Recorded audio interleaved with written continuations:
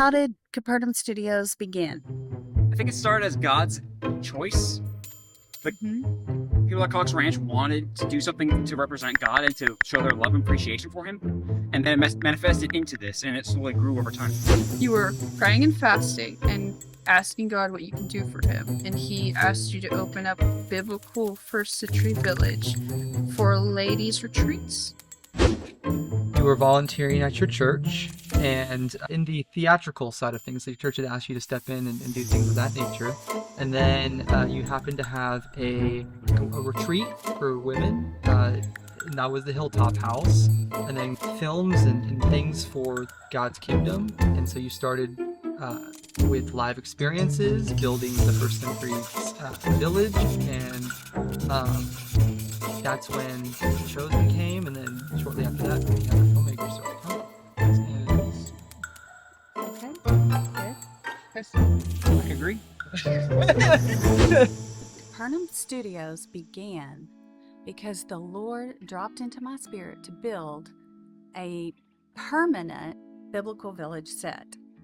And the reason He did that is the Lord had given me 7 biblical short films to film. This was years ago,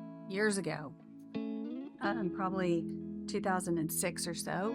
And I wrote the scripts and hired somebody to teach me how to film because I knew nothing. I did not know how to film anything or do anything, and I had no idea that the Lord was going to build Capernaum Studios out of this. But we did those 7 biblical short films, and in one of them, we rented a soundstage, a large soundstage in Dallas, and built a biblical village, like a marketplace, much like you see here, inside the soundstage. Well, it took about 2 weeks to build it and about 2 days to tear it down.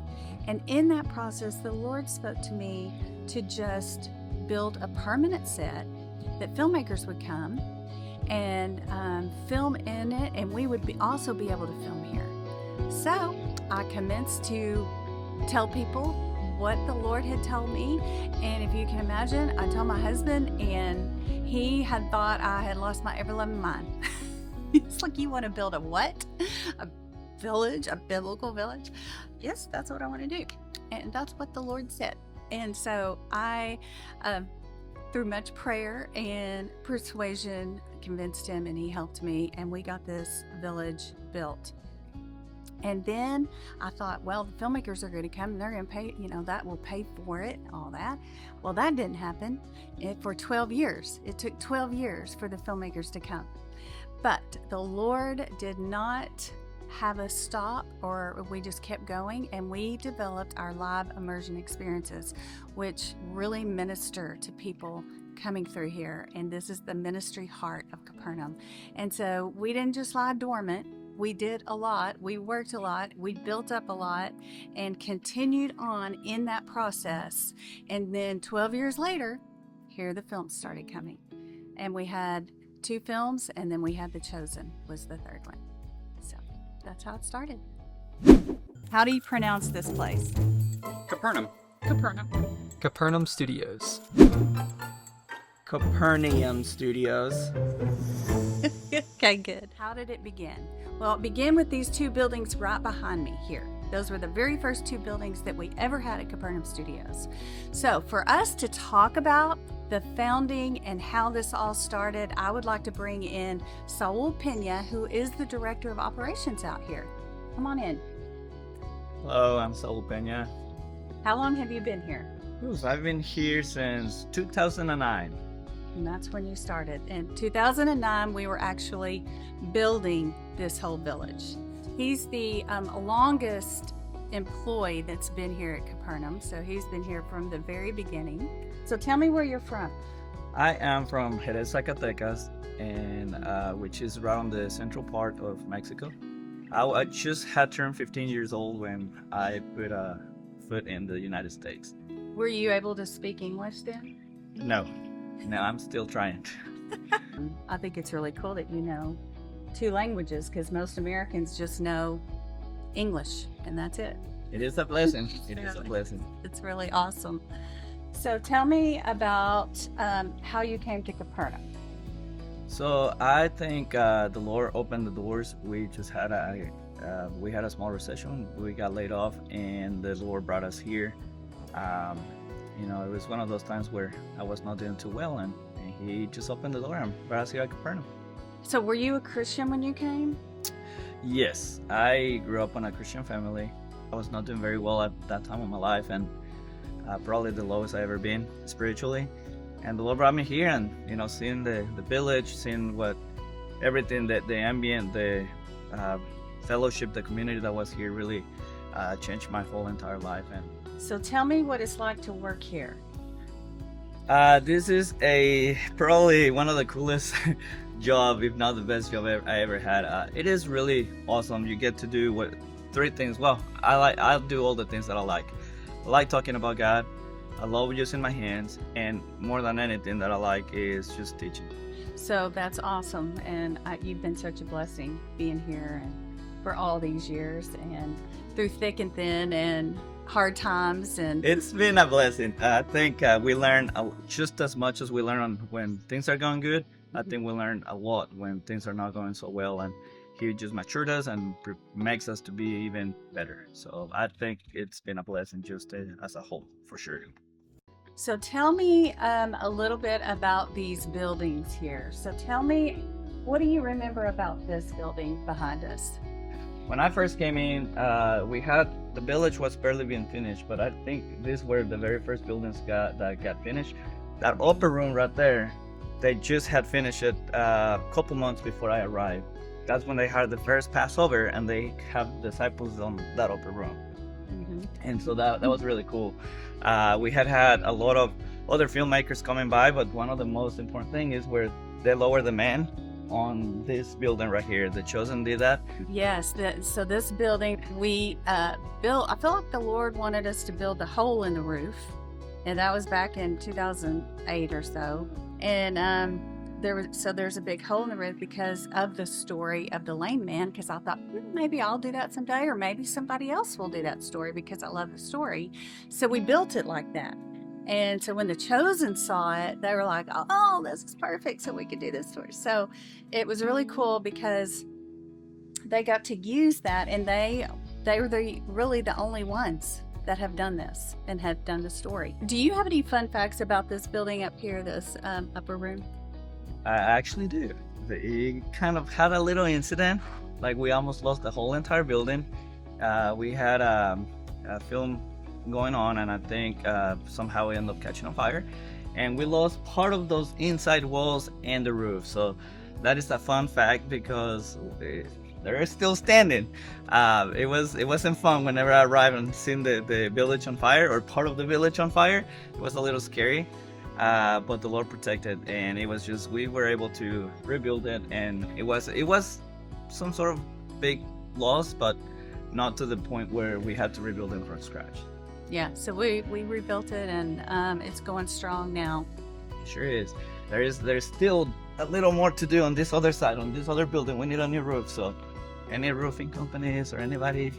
Yeah, there's lots of maintenance. There is. What does it take to keep this, just even the village? Capernaum's over 5 acres. So this village takes a lot just to keep it maintained.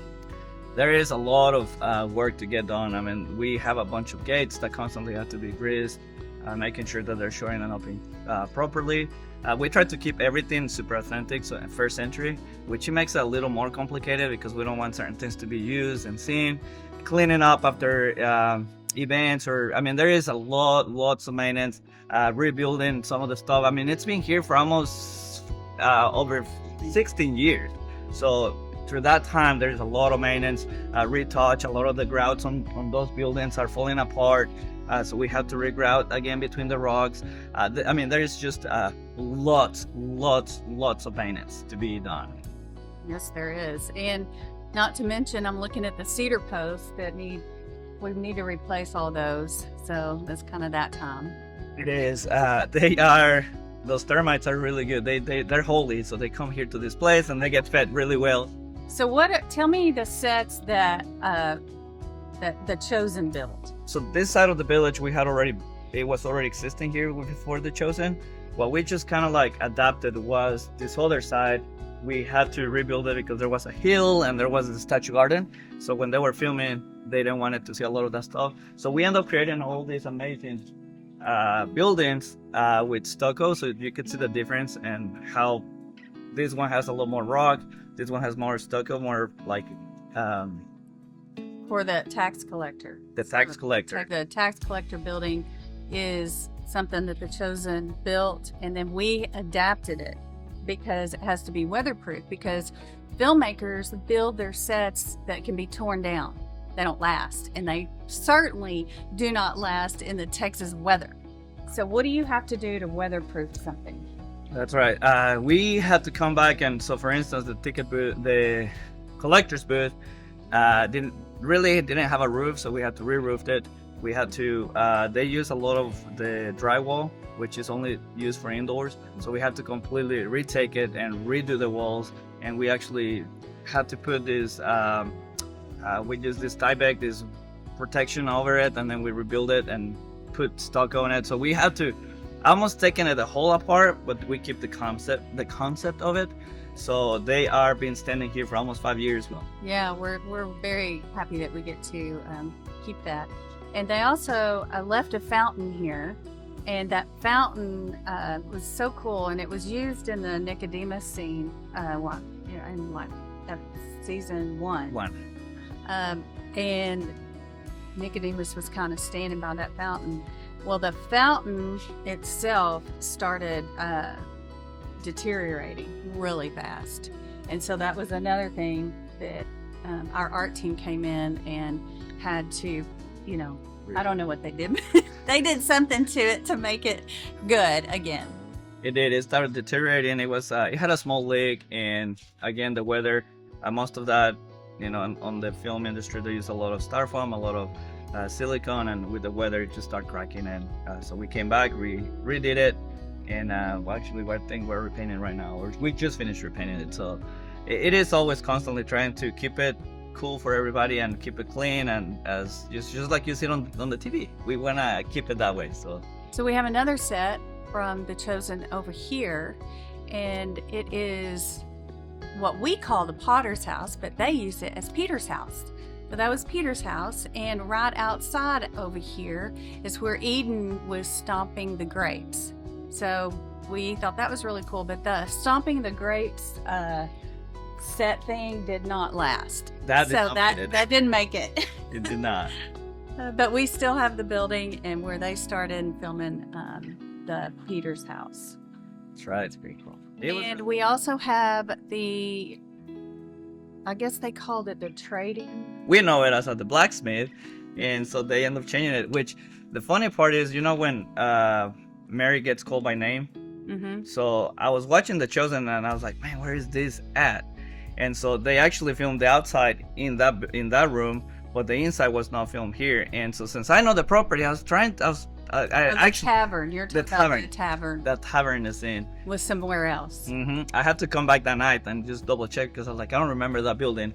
But then it makes sense. I was like, they did the outside part, they did the inside elsewhere, which is fun fact on how film works. Mm-hmm. When Mary, he calls her name the very first time, which I love that scene. That's like one of my favorites. Is just right over here, and so you get to just be. If you come out here, you get to be right in that spot.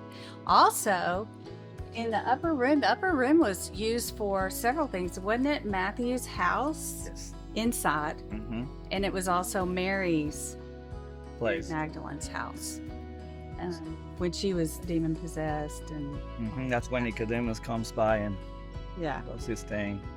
and then Matthew's door. So they use that on the other side of this building here. That's right. We have it. Yes, We have part of we it. have. Actually, we Matthew's have the door. whole door. It's really cool. So anyway, can you think of anything else that we should talk about for the Chosen set? We have the thing is Jesus' house as well. We know it as the carpenter's house, which kind of makes sense. Like we called it the carpenter's house, and then Jesus was a carpenter. So I don't know, there's something about it. But when I said that it was Jesus' house, it was amazing just to know because of the names of how we name our buildings. And then the carpenter's house, so it makes sense. That is cool. So we name our buildings according to whatever is the first production we do out here. So we had our very first production in this village, wasn't it the Star of Bethlehem? Yes. And so we named everything according to that show, which was a live immersion show. We don't do that one anymore, but it was called the Star of Bethlehem Experience. And so we have the potter's house, the blacksmith, the school, the carpenter's house, and the inn, and then the cave over there. So those are what we call it. And then the Chosen came and had other used it for other things. And you know, we have had over 200 films here since 2018. And The Chosen was not the very first film here. We had 2 other big films here, and then The Chosen came. That's right. Which was awesome. It's been a blessing being part of every single film. I think everybody brings such a different impact on our lives and for the public, but we're just blessed to be part of it. And that's working at Capernaum. That's the cool thing about it, is somehow we are able to be part of it in a lot of different ways. Yeah, it is awesome. And we just thank God for the opportunity to do this. Amen. See you next time.